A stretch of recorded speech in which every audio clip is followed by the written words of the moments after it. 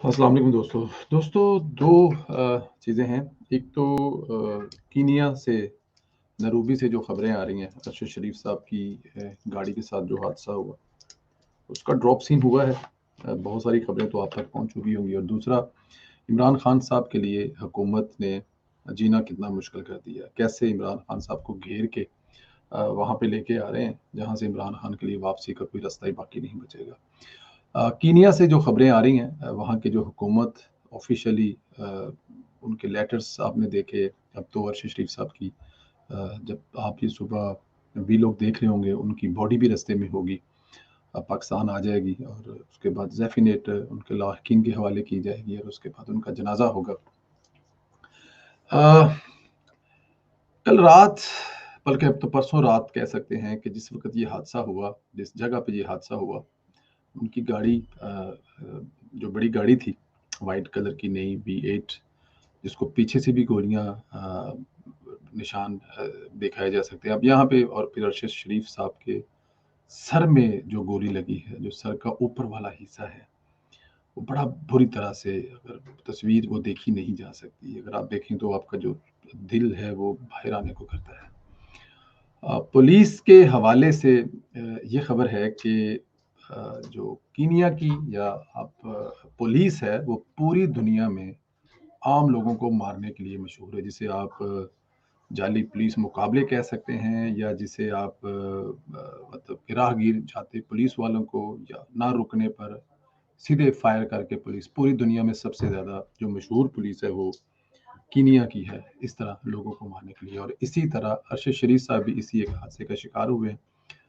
कहा यह जा रहा है कि पुलिस ने कुछ सर्च उनका चल रहा था, ढूंढने के लिए। कुछ इसी तरह की गाड़ी थी, नंबर मिलता जुलता था लेकिन रंग नहीं मिलता जुलता था।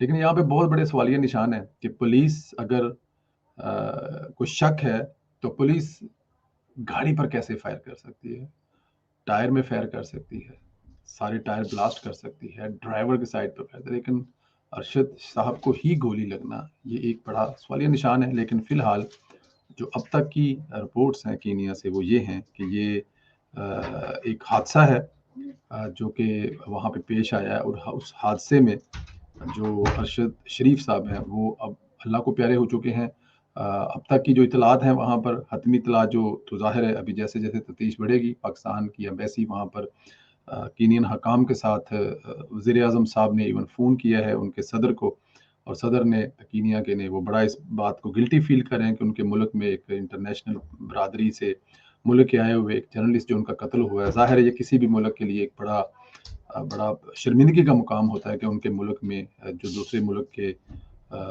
कोई भी किसी भी कैटेगरी से कोई बंदा आया हो और उसका कत्ल हो जाए, तो ये उस मुल्क के लिए बड़ी इंसल्ट होती है। लेकिन ये एक हादसा है जो पुलिस के हाथों हुआ है, तो इसका ड्रॉप सीन अब तक यही है कि एक गलत फहमी के नतीजे में गाड़ी ना रोकने पर फायर करके मारा गया है। लेकिन उनके साथ जो गाड़ी चला रहे थे वो इस हादसे में महफूज रहे हैं।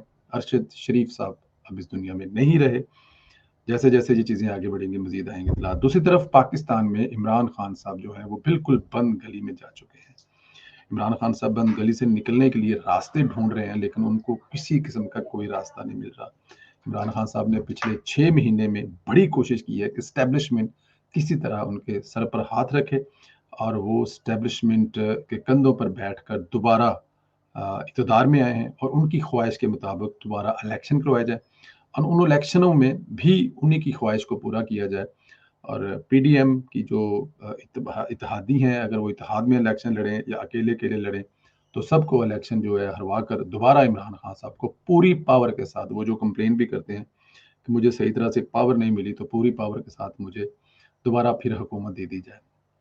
लेकिन क्योंकि एस्टेब्लिशमेंट बहुत कुछ अपनी गलतियों से सीख चुकी है, उन्होंने, बल्कि कल के वीलॉग में आपको बताया था कि जनरल बाजवा साहब ने किन ख़यालात का इज़हार किया है मुख्तलिफ सहाफ़ियों से, तो वो इतने न्यूट्रल हो चुके हैं कि वो किसी तरह की बात सुनने को तैयार ही नहीं है। वो इमरान खान साहब को मशवरा दे रहे हैं। उन्होंने इमरान खान साहब को उसी दर पर भेजा है जिस दर से उनको फैज़ मिलना है, और वो है पीडीएम की हुकूमत। तो अब इमरान खान साहब, पीडीएम वालों जो है ना, उन्होंने इमरान खान साहब का असल जो मकसद है पीडीएम की हुकूमत का, वो है इमरान खान का वक़्त ज़ाया करना, इमरान खान का टाइम गेन करना, कि इमरान खान साहब को इन्हीं चीज़ों में लगाकर इलेक्शन अपने वक़्त पर जाके देखें।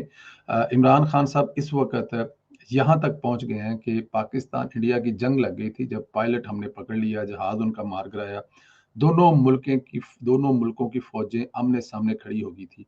इमरान खान साहब उस वक़्त भी अपोज़िशन के पास आकर नहीं बैठे थे। लेकिन इस वक़्त इमरान खान साहब जो हैं, अपोज़िशन की जो कमेटी बनी है, उससे लीड कर रहे हैं। खुद इमरान खान जो है वो बात कर रहे हैं। अब अंदाज़ा करें कि अपना इक़्तिदार जाने के बाद इमरान खान साहब जो हैं वो किस तरफ चले चले गए हैं कि वो हुकूमत से बात करने के लिए खुद हुकूमती वज़ीरों से, ज़ाहिर है एक तरफ से ख्वाजा साद रफ़ीक साहब हैं, या सादिक साहब हैं, दूसरी तरह के लोग हैं। उस तरफ से इमरान खान साहब के साथ मिलकर कोई दरमियानी रास्ता निकाल रहे हैं कि किसी भी तरह से इमरान खान को फेस सेविंग मिल जाए, ताकि वो लोगों को ये बता सकें, देखें जी मैं तो अपने मकसद में कामयाब हो गया हूँ, तो मैंने इलेक्शन की तारीख ले ली है, चाहे वो अगले साल के मिड में दे दें, जुलाई में दे दें, जून में दे दें या मई में दे दें। इमरान खान साहब तो कोशिश करेंगे जितनी जल्दी हो सके, लेकिन हुकूमत इमरान खान को उलझाकर बंद गली में उस जगह पर ले आई है जहां पर इमरान खान, अब देखें इमरान खान किस चीज के लिए इस वक्त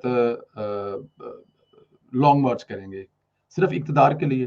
क्या इमरान खान साहब को इस बात का अंदेशा है कि अगर ये हुकूमत थोड़ा बहुत वक़्त निकाल गई तो फिर इमरान खान के लिए हमेशा के लिए दरवाज़े बंद हो जाएँगे इक़्तिदार में आने के लिए? क्योंकि अगर एक दफ़ा शहबाज शरीफ साहब को टाइम मिल जाता है और वो चीज़ें ठीक कर लेते हैं, तो फिर आप ये समझें कि इमरान खान साहब हमेशा के लिए सियासत से आउट हो जाते हैं। और दूसरी सबसे बड़ी बात है, इमरान खान को लाने वाले और इमरान खान के जो कोच हैं, उनका भी अगर वक़्त निकल गया, तो फिर उनको इमरान खान का इक़्तिदार किस लिए चाहिए? और अगर कोच कोच के सिलेक्ट होने का वक़्त निकल गया, तो इमरान खान को इक़्तिदार दिलाकर किस काम के लिए? क्योंकि ये तो प्लानिंग एक बड़ी लंबी-चौड़ी थी कि इमरान खान साहब वज़ीर-ए-आज़म, इमरान खान साहब वज़ीर-ए-आज़म, फिर इमरान खान साहब सदर, और ये तो बड़ी लंबी-चौड़ी गेम थी। लेकिन इमरान खान साहब की जो क्या उसे कहते हैं कि नालायकी ने ये सारे प्लान जो है चौपट किए हैं, अदरवाइज़ तो शायद कुछ और प्लान होते। लेकिन अब इस वक़्त पोज़ीशन ये है कि शहबाज शरीफ साहब डेफ़िनेट सऊदी अरब के दौरे पर हैं।